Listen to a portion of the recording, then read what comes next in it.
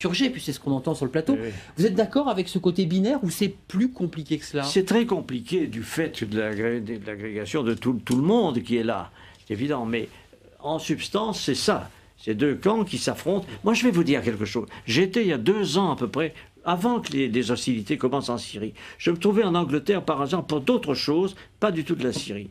J'ai rencontré des responsables anglais, et quelques-uns qui sont mes amis m'ont avoué, en me sollicitant, qu'il se préparait quelque chose en Syrie. C'était en Angleterre et pas en Amérique. L'Angleterre préparait l'invasion des rebelles en Syrie. Et on m'a même demandé à moi, sous le prétexte que j'étais ancien ministre des Affaires étrangères, si je participerais comme ça. J'ai évidemment dit le contraire. J'ai dit, écoutez, moi, je suis français, ça ne m'intéresse pas. Mais c'est pour dire que cette opération vient de très loin.